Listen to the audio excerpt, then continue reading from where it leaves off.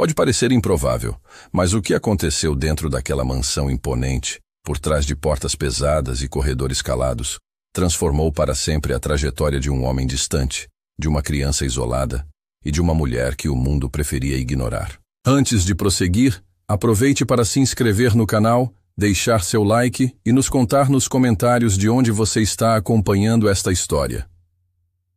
Helena chegou à mansão da família Vasconcelos trazendo apenas uma mochila surrada e um silêncio tão pesado quanto o próprio mundo. Ninguém sabia sua origem, tampouco por que seus olhos carregavam tantas histórias em um rosto tão sereno. Entre os funcionários, era quase invisível. Cumpria seu trabalho com cuidado, sem se exaltar ou desviar o olhar. Ainda assim, havia algo em sua presença que chamava a atenção. Uma espécie de espera silenciosa, como se ansiando que alguém enxergasse aquilo que nem ela conseguia mostrar. Mas o que uma simples faxineira poderia oferecer ao filho de um dos homens mais poderosos do país? Essa pergunta ecoava pelas paredes da mansão, e talvez até em você agora. A resposta é ao mesmo tempo simples e inesperada. Helena possuía algo que o dinheiro jamais compraria. Ela sabia ouvir, tinha paciência e, acima de tudo, tinha alma. Caio, o filho do milionário, não precisava de mais sessões de terapia ou brinquedos sofisticados. Ele precisava de alguém que se comunicasse com ele de verdade, não apenas com palavras, mas com o coração. E de forma surpreendente, essa conexão nasceu num momento comum, quando Helena varria o chão e suavemente começou a cantar em italiano. Naquela casa fria, onde tudo era meticulosamente perfeito demais para ser humano, uma mulher invisível despertou, pela primeira vez, uma centelha de vida em um menino que muitos já haviam desistido de salvar. Foi naquele cantinho esquecido da mansão que algo extraordinário começou a acontecer. Desde a morte da mãe, Caio não pronunciava uma única palavra. Todos na casa sabiam disso, mas poucos compreendiam o peso daquele silêncio. Uns falavam de traumas, outros de diagnósticos complexos, e havia ainda os que o chamavam simplesmente de o filho estranho do patrão. Mas ninguém verdadeiramente se aproximava. Nem os tutores renomados, nem os terapeutas mais caros. Caio vivia calado, vagando pela mansão como uma sombra suave. Sempre se sentava no mesmo canto da sala de brinquedos, os olhos fixos em livros infantis escritos em línguas como russo, francês, árabe e espanhol, como se alguém tivesse tentado, sem sucesso, encontrar a linguagem que o fizesse reagir. E ele seguia em silêncio, até que um dia ouviu a voz de Helena. Não era um discurso, tampouco uma tentativa de educá-lo. Era apenas uma música infantil, cantada distraidamente em italiano, enquanto ela limpava os vidros da biblioteca. Era uma canção de sua infância, sem imaginar que alguém pudesse escutar. Mas Caio escutava. Estava escondido atrás da estante, os olhos fixos nela. Naquele momento ele não se aproximou, mas algo se acendeu dentro dele. Na manhã seguinte, enquanto Helena limpava o hall de entrada, ouviu uma vozinha vinda da escada. Luna, disse. Caio quase num sussurro. Era uma palavra da música. Ela se virou devagar e o viu ali, atrás do corrimão, com os olhos brilhando como nunca. Helena não disse nada. Apenas sorriu e respondeu em francês. Bonjour, Caio. Ele sorriu de volta. Naquele dia, ela foi embora com o coração mais cheio, não de cansaço, mas de uma certeza silenciosa de que algo muito importante estava começando. Ao sair pelos fundos da mansão, sentiu o sol no rosto e, pela primeira vez em muitos anos, se sentiu verdadeiramente útil. No dia seguinte, Caio reapareceu. Dessa vez foi até ela. Sentou-se no chão da biblioteca e pegou um livrinho de capa azul com palavras em espanhol. Apontou para o desenho de um gato e olhou para Helena. Ela compreendeu o gesto. Disse suavemente, gato. Depois apontou de novo e falou, chat, em francês. Caio repetiu hesitante, mas sem medo, como se tivesse descoberto um novo jogo. E ali, entre tapetes caros e móveis de mogno, dois mundos se encontraram sem precisar pedir licença. Helena começou a aparecer com mais frequência onde Caio estava, sem atrasar seu trabalho, mas deixando escapar aqui e ali uma palavra, um gesto, um olhar. Caio respondia, primeiro com sorrisos, depois com palavras soltas, em línguas diferentes. Parecia que cada som o libertava, aos poucos, do castelo interior onde se escondia. Algumas funcionárias notaram, mas ficaram em silêncio. Talvez porque sentissem que algo mágico estava acontecendo. Talvez por medo. Quem não percebeu, ou não quis perceber, foi Eduardo, o pai de Caio. Homem ocupado, sempre viajando, entre reuniões e compromissos. Seu amor pelo filho era verdadeiro, mas suas ausências também eram. Para ele, cuidar significava contratar os melhores profissionais, oferecer os melhores recursos. Jamais passou por sua cabeça que a chave para abrir o coração de Caio pudesse estar nas mãos de alguém como Helena. Talvez por isso ela tenha mantido tudo em segredo.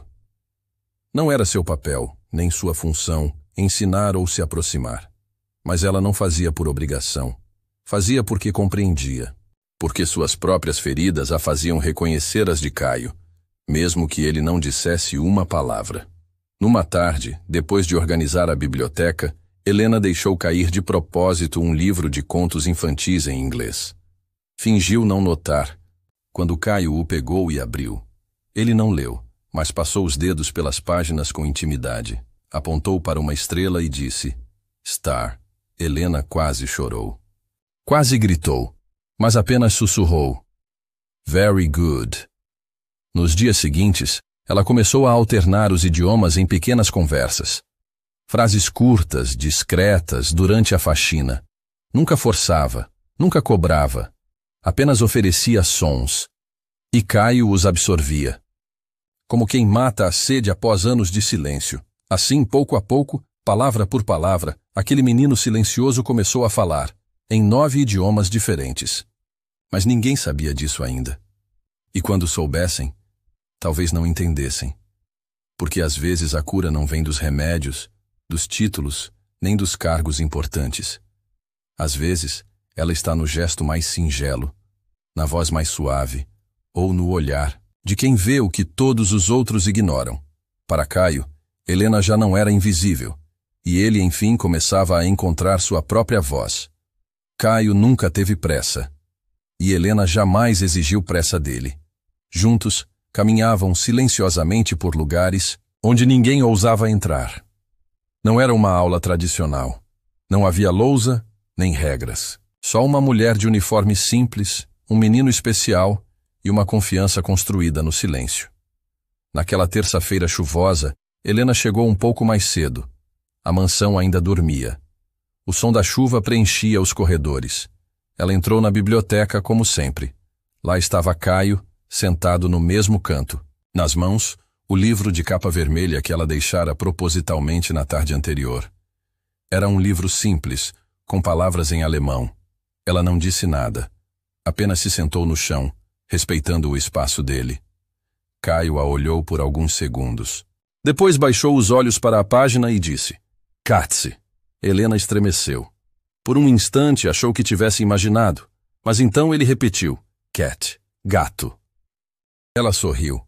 Não foi um sorriso educado ou automático, mas um sorriso verdadeiro, quente, nascido do fundo do coração. Sem entusiasmo exagerado, apenas repetiu a palavra junto com ele, como quem acompanha uma canção antiga e querida. Naquele dia, a rotina desapareceu. Não houve vassouras nem produtos de limpeza. Helena passou o tempo sentada ao lado de Caio, mostrando imagens, pronunciando palavras, escutando as que ele tentava dizer. Às vezes ele apenas observava em silêncio, em outras, arriscava pequenas frases, mesclando idiomas como se buscasse o idioma mais confortável para se expressar. Não era só Caio que estava se transformando. Helena também mudava a cada encontro. Lembrava-se de quem já fora, do que ensinava, dos rostos dos alunos, das salas de aula iluminadas que ficaram no passado com a guerra. Cada palavra dita por Caio reacendia uma parte adormecida dentro dela. Para os demais na mansão, tudo seguia, igual. O menino ainda era visto como mudo e a faxineira continuava sendo ignorada. Mas dentro daquela biblioteca, um novo universo se formava, um feito de pequenos sons e gestos de coragem. Na quarta-feira, Caio a aguardava com um caderno antigo, que provavelmente achara por ali, e agora usava como um diário de palavras. Rabiscava símbolos, escrevia letras, algumas corretas, outras inventadas, mas cada traço fazia parte de um processo que Helena compreendia melhor do que ninguém. Ela começou a preparar pequenos cartões artesanais com palavras e desenhos, simples em diversos idiomas. Escondia-os discretamente nos locais por onde sabia que Caio passaria, como sementes sendo plantadas, e Caio, silenciosamente, colhia cada uma. Ao final daquela semana, ele disse sua primeira frase completa, em espanhol. Me gusta aprender. Contigo. Helena fechou os olhos por um instante. Compreendia o que aquilo significava. Não era apenas a frase, mas o gesto. Ele estava dizendo que queria continuar, que se sentia seguro, que ela agora fazia parte do seu mundo e da sua cura. Na sexta-feira, algo diferente aconteceu. Caio a esperava no jardim, ao lado da fonte, segurando um papel dobrado. Quando Helena se aproximou, ele lhe entregou com um sorriso tímido. No papel lia-se: Obrigado por me ouvir. Escrito em 5 idiomas diferentes. O coração de Helena a apertou. Aquilo não era só gratidão. Era um reconhecimento, uma prova de que Caio a via, que ela não era mais invisível, que assim como ela escutava, ele também via. Os sorrisos de Caio tornaram-se frequentes. Ele já não se escondia tanto. Circulava pela casa, observava os funcionários, arriscava pequenas respostas tímidas. Ninguém sabia o motivo da mudança. Mas Helena sabia, ela nunca forçava. Apenas estava ali, todos os dias, como uma ponte. Silenciosa entre Caio e o mundo, e ele atravessava, devagar. Havia dias em que ele dizia frases inteiras. Em outros, apenas silenciava. E tudo bem, porque Helena entendia que a cura não segue pressa, que o silêncio também comunica, que muitas vezes o mais importante não é o que se diz, mas o que se compartilha. Durante uma tarde tranquila, enquanto ensinava a palavra árvore em mandarim, Helena teve a sensação de que não estavam mais sozinhos. Viu um movimento rápido perto da porta, mas ao se virar, não havia ninguém. Voltou o olhar para Caio, que seguia atento, repetindo os sons com leveza. Engoliu seco, tentando manter a calma. Algo estava prestes a mudar, e ela sabia, porque quando alguém ouvisse com os próprios ouvidos aquele menino falando 9 idiomas, todas as certezas da mansão iriam desmoronar. Até lá, Helena seguiria fazendo o que sabia.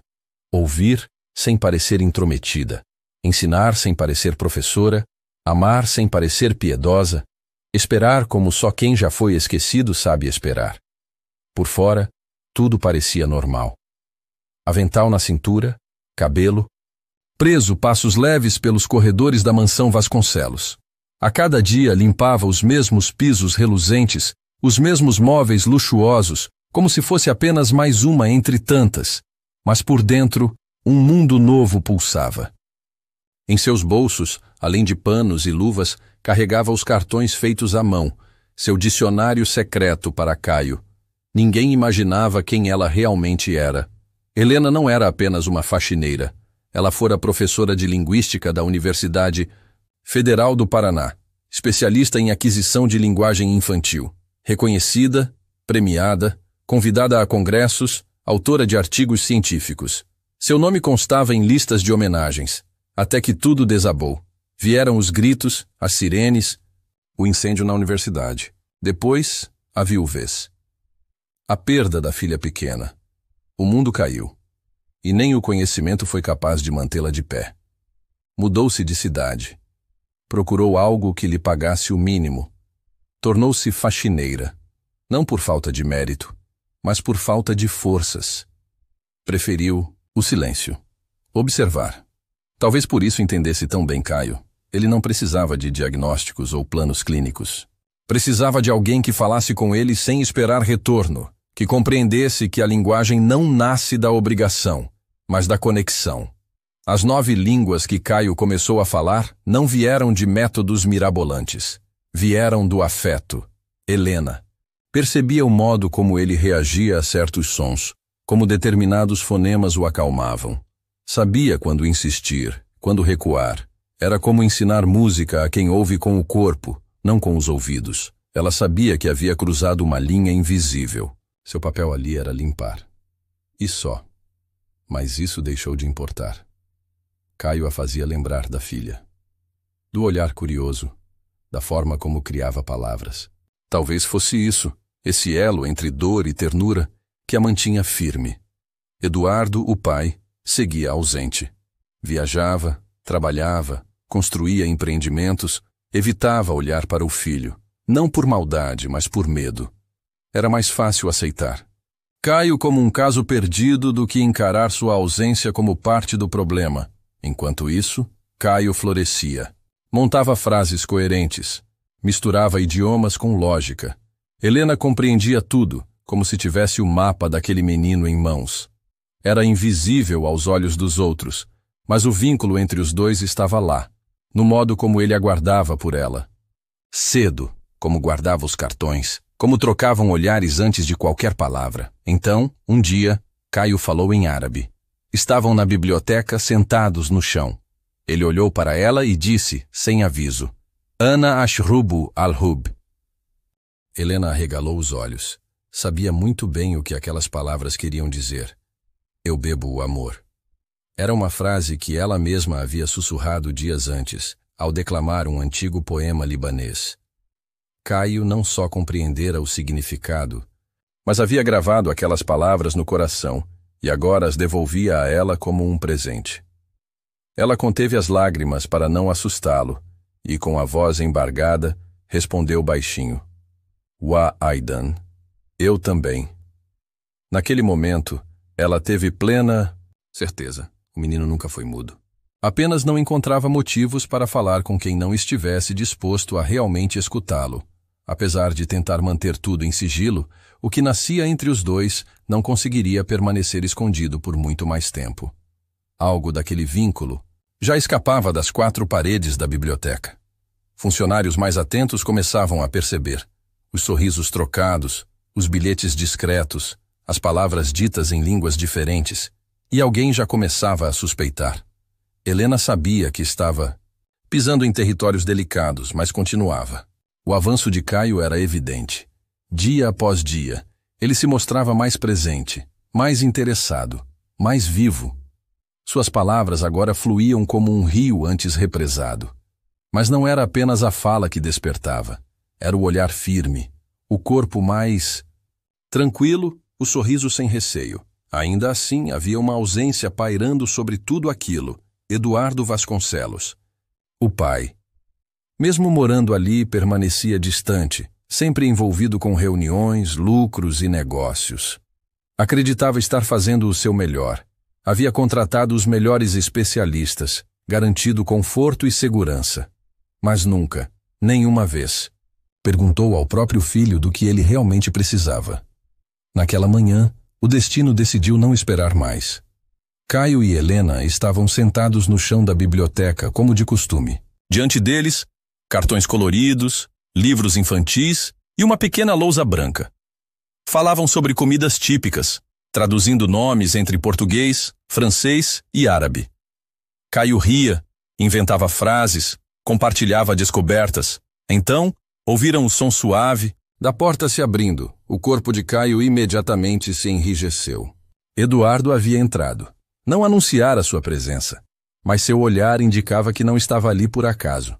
Trazia um misto de exaustão, inquietação e desconfiança. Parou ao ver a cena. Helena segurava um cartão com a palavra maçã, escrita em 3 idiomas. Caio, sem saber o que fazer, baixou os olhos. O que está acontecendo aqui? Perguntou, sem elevar a voz, mas com uma frieza clara. Helena levantou-se com calma. Não por medo, mas por respeito. Encarou-o nos olhos e respondeu. Estamos aprendendo juntos. Aprendendo? Ele franziu o senho. Desde quando meu filho fala? Caio continuava com a cabeça baixa, os lábios trêmulos. Helena se agachou e sussurrou algo em alemão. Ele respirou fundo. Ergueu o rosto e disse: Guten Tag, papa. O tempo pareceu parar. Eduardo recuou um passo, atônito. Ele me chamou de pai, murmurou, voltando o olhar para Helena. Ela não respondeu com sorrisos nem com orgulho. Apenas permaneceu presente. Há quanto tempo isso acontece? Ele quis saber. Pouco mais de um mês. Começou com uma música. Depois vieram os gestos. Caio nunca esteve fechado ao mundo. Só não encontrava quem quisesse ouvi-lo. Eduardo olhou os materiais espalhados no chão, cartões escritos à mão, uma lousa simples. Tudo aquilo destoava do luxo da casa, mas carregava mais verdade do que qualquer terapia cara que ele já havia bancado. Por que não me contou? Helena hesitou. Sabia que aquela pergunta carregava mais do que simples palavras. Porque o senhor nunca perguntou. E eu não quis ocupar um espaço que não era meu. O silêncio que se seguiu foi longo. Caio observava os dois, atento, como quem pressente que algo importante estava prestes a acontecer. Eduardo então se agachou, ficando na altura do filho. Você consegue falar outras línguas? Caio assentiu, e com um sorriso tímido respondeu. Em português. A Helena me ensinou. Foi a primeira vez que Eduardo ouviu o nome dela saindo da boca do próprio filho. E soou como algo sagrado. Ele se levantou, olhou para Helena, e pela primeira vez, sem frieza. Eu não fazia ideia de quem você era. Nem eu mesma, ela respondeu. Até Caio me lembrar. Não disse mais nada, nem precisava. O que existia entre ela e aquele menino não cabia em um currículo, nem em palavras simples. Era presença, escuta, humanidade. Eduardo saiu da biblioteca em silêncio. Não agradeceu, não pediu desculpas. Mas pela primeira vez, saiu levando mais do que trouxera. Na porta, antes de sair, olhou para trás e viu o filho segurando a mão de Helena.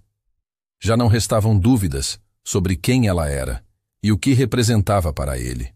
Mesmo que Eduardo ainda não soubesse o que fazer com tudo aquilo, uma coisa estava clara. Aquela conexão não podia ser desfeita. Desde o dia em que ouviu o filho falar, algo dentro de Eduardo começou a se mover. Era como acordar de um sono profundo. Passou a perceber detalhes antes ignorados. O som da risada de Caio, os bilhetes nos livros, as palavras ditas com naturalidade. Mas nem todos aceitaram bem essa mudança. Sandra, a governanta da casa havia mais de uma década, foi a primeira a notar o espaço que Helena agora ocupava. Ela já não era apenas a faxineira discreta. Estava sentada na biblioteca, conversando com o herdeiro da família, escrevendo em cadernos, sorrindo como se sempre tivesse pertencido ali.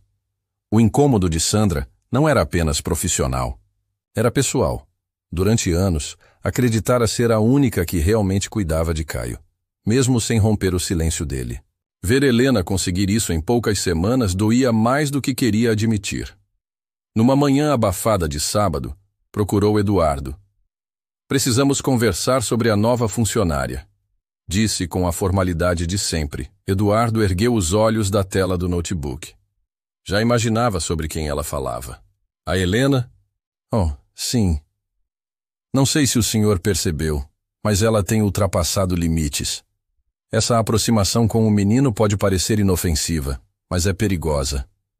Não sabemos quem ela é, de onde veio, o que quer. Eduardo permaneceu em silêncio. Em outro tempo, talvez teria acatado a preocupação sem questionar, mas algo na fala de Sandra soava diferente. Mais do que preocupação, havia medo. Perda de controle. Ela devolveu a voz ao meu filho. Respondeu seco. Tem ideia do que isso significa? Justamente por isso, senhor. Acho que devemos agir com cautela. Não estou dizendo que ela fez algo errado. Mas devemos saber quem deixamos influenciar Caio. Eduardo suspirou. Parte dele reconhecia que Sandra tinha razão em levantar perguntas. Mas havia algo no tom dela que o incomodava. O desejo de retomar o controle que já não era dela. Vou falar com ela. pessoalmente. Mais tarde, Helena guardava livros com Caio quando foi chamada ao escritório. Caminhou até lá com o coração acelerado. Sabia que aquele momento viria. Eduardo estava de pé, olhando pela janela. Só se virou quando ela entrou. Preciso saber quem você é, Helena. De verdade, ela manteve a serenidade. O que quer saber? Tudo. De onde veio? O que fazia antes? Por que escondeu isso? Ela baixou os olhos por um instante. Porque ninguém teria escutado. A resposta foi simples. Mas Eduardo sentiu o peso.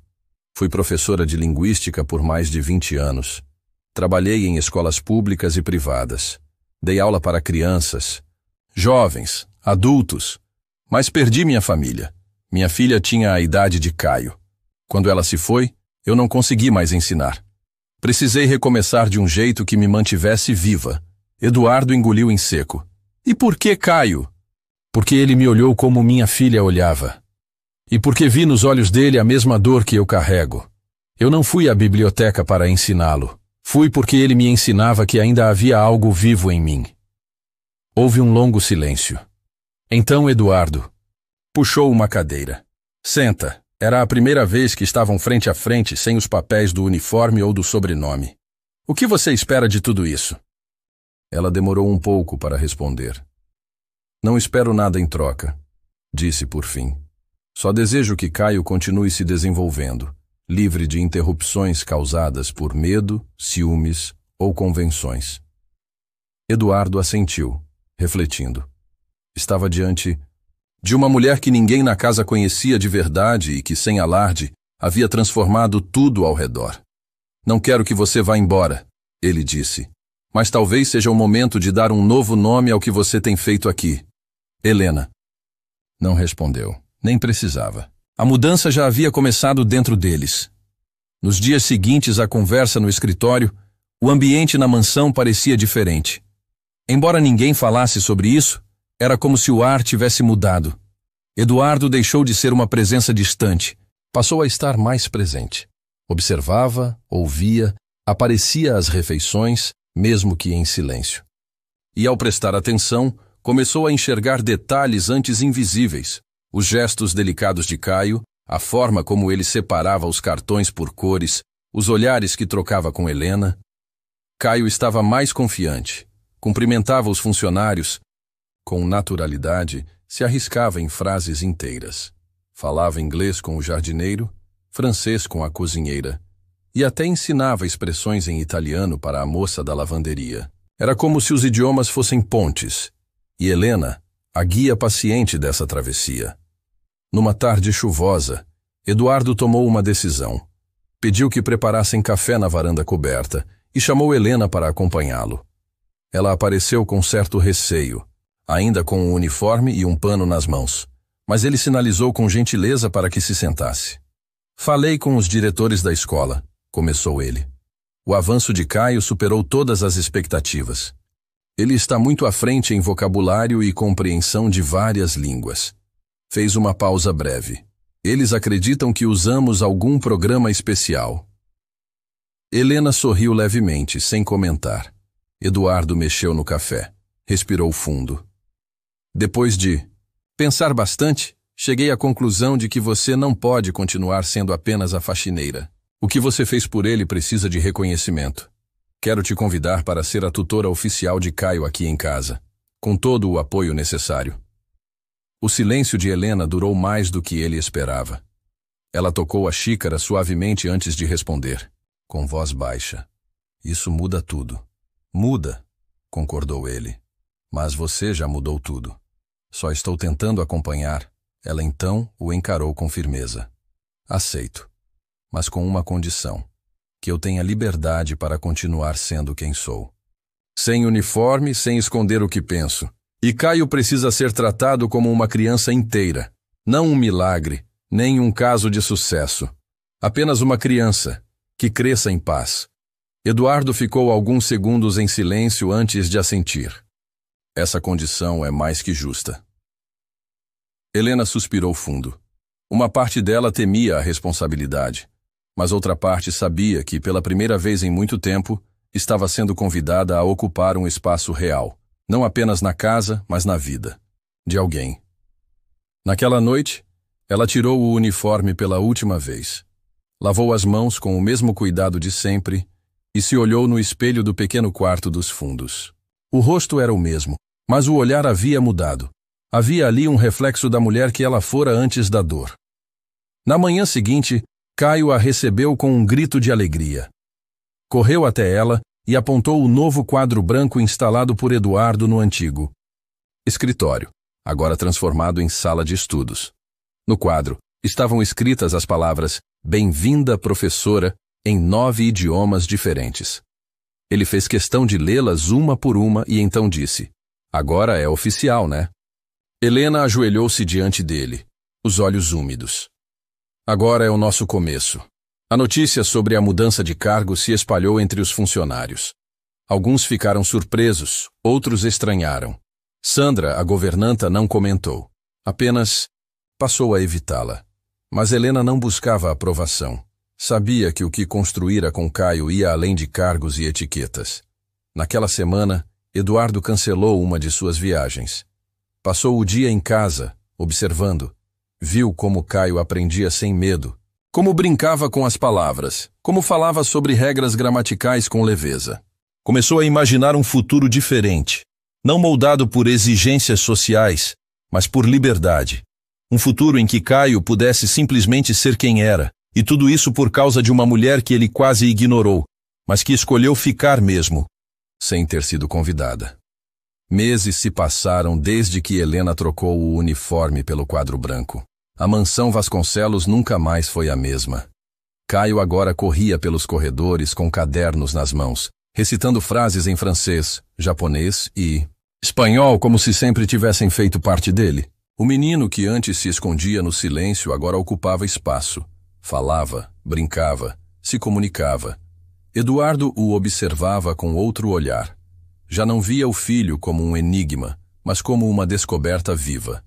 Ainda carregava culpas, mas agora era presença. E isso para Caio era tudo.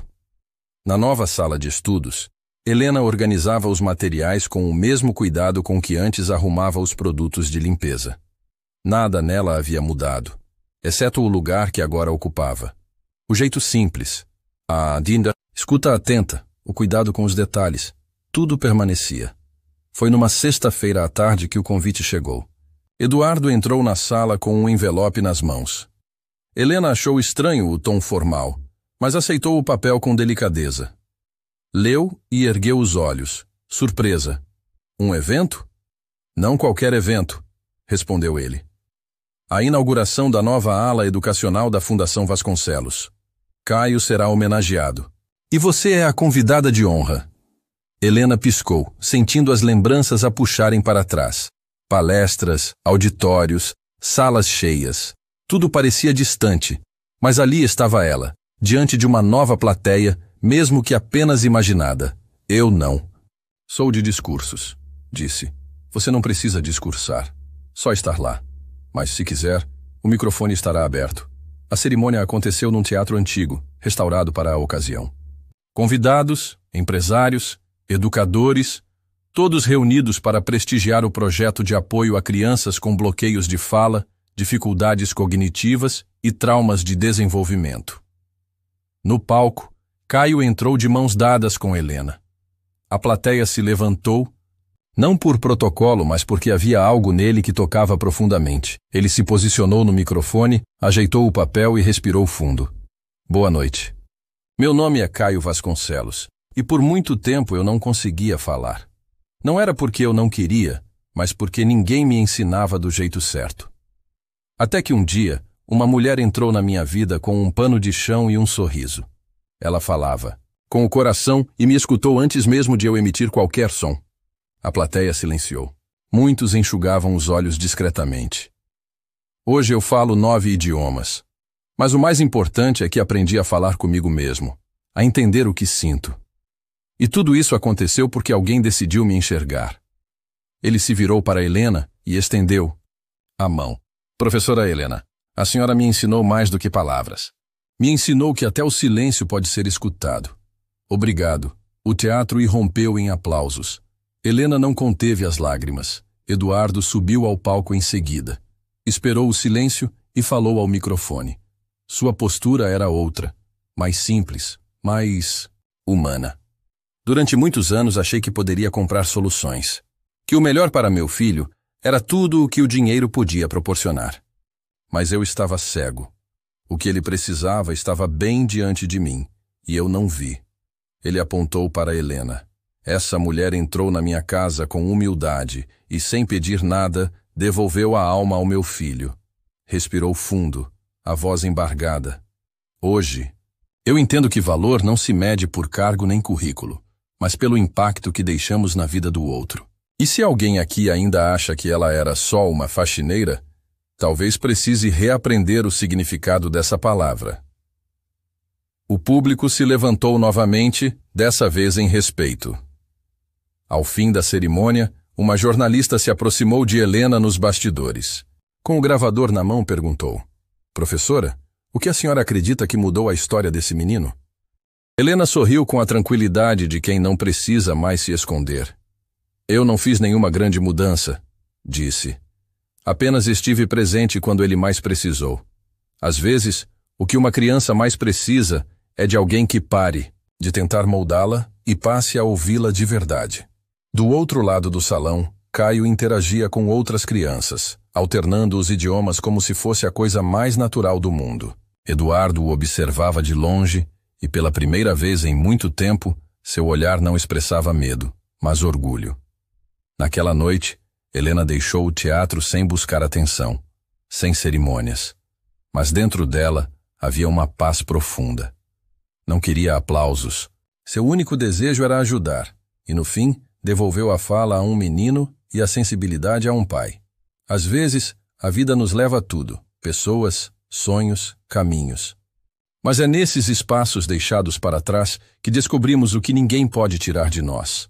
A força silenciosa de recomeçar, o valor de ser enxergado com sinceridade e a coragem de seguir em frente mesmo quando o mundo parece ter esquecido.